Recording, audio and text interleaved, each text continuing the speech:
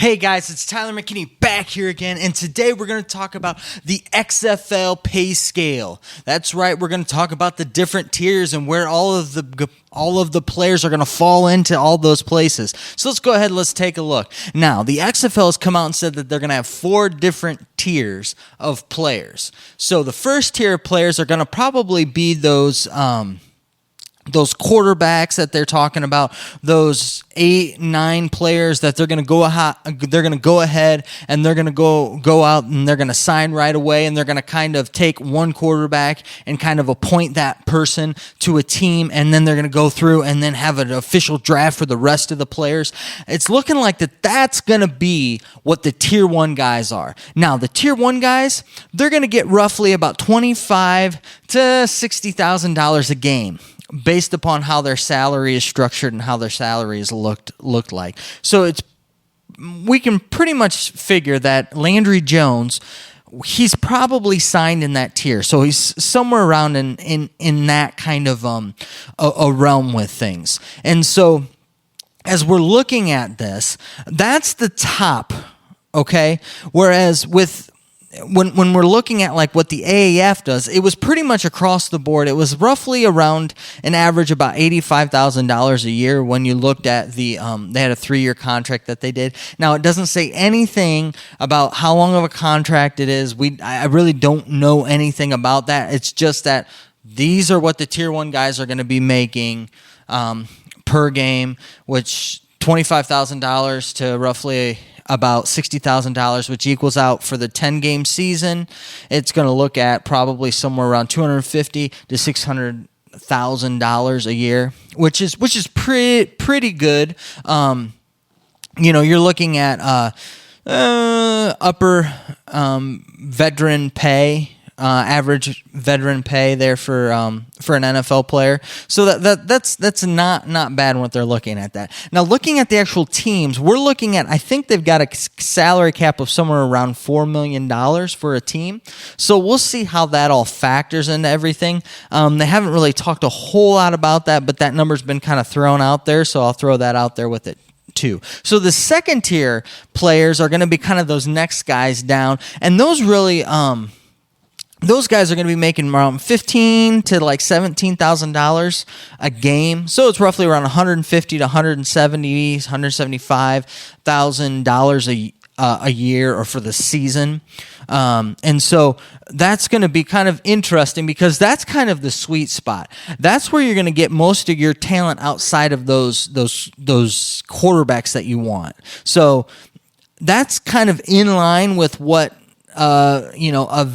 like a veteran guy who's kind of on the cusp of being on an NFL team.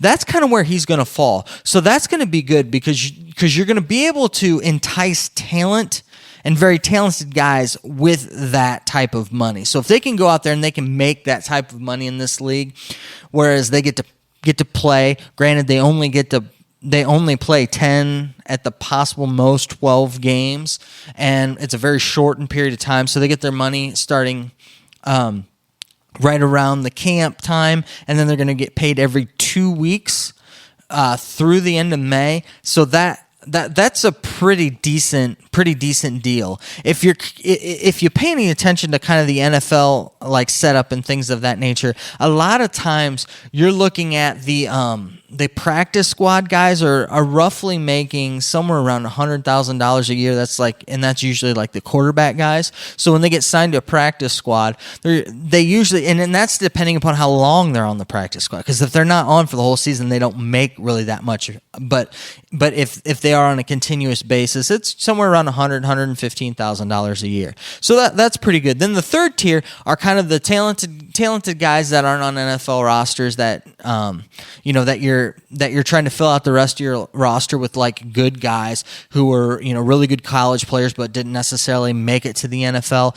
Some guys that are some good prospects that you might be able to look at and say, hey, this guy's developmental, but I think we can take him places. So that third tier, you're looking at about $6,000 to $10,000 a game, which is roughly around $60,000 to $100,000 for the 10-game season. Looking at it that way, and that's going to be a huge chunk of the roster. So when we're when you're looking at the roster, that's going to be roughly somewhere around like the 20 spots to the 40 spots, and then really the last tier is going to be that last group of guys, and they're going to be making roughly around $5,000 to $6,000 a game. And we didn't really hear anything about that team 9, the guys that are going to be just throughout the whole season just practicing one another. I would imagine that they're probably going to fall in this tier 4, which is going to be making about $50,000 to $60,000 or $5,000 to $6,000 a game with that. So it'll be interesting to kind of see how everything shakes out and really how the whole finances of the league kind of develop. It's really interesting how things are shaking out and how they're setting up, because it's all under one entity, but they're really kind of allowing the teams to be almost ran independently, like mentioning of the salary caps and possibly paying players in a range, as opposed to this is what you get, everybody gets this amount, and you play with this. And so when it comes to it, the reality of it is those 4-tier guys are really getting competitively paid what the comparable to what the other leagues, the AAF and some of the other ones, what they're paying even at the top tier. And these guys are the lower tier, whereas like the tier 3 is getting above and beyond. And that's not even including them covering all of their travel expenses, their meals for camps and things of that nature. So that's pretty huge. So that's kind of what it is. So it's broken down into 4 tiers. I just kind of wanted to go over, and I kind of wanted to cover that because we've kind of touched on some of that, but we really haven't gone into too much in depth into how all that's laid out. So I wanted to go in and lay that all out. I really like their salary structure. I think it's pretty competitive, and I think that they've given themselves some latitude to really go out there and entice some talent to come and play for them, and give them some money to where they can actually be on the field and put talent out on the field, as opposed to just taking what they get because they're just strapped on funds and can't really pay people. So, anyways, those are the tiers. The question is, what do you think? You've heard my thoughts and what I think about it, but I want to hear what you think about it. Do you think that that's enough to entice talent to come and play?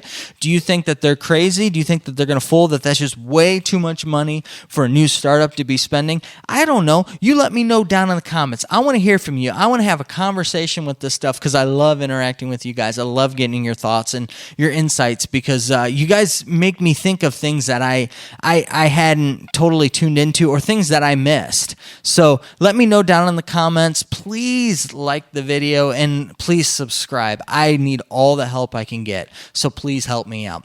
All right, well, I know that you're busy and I know that I'm busy, so let's get on out of here. You have a good night. Bye.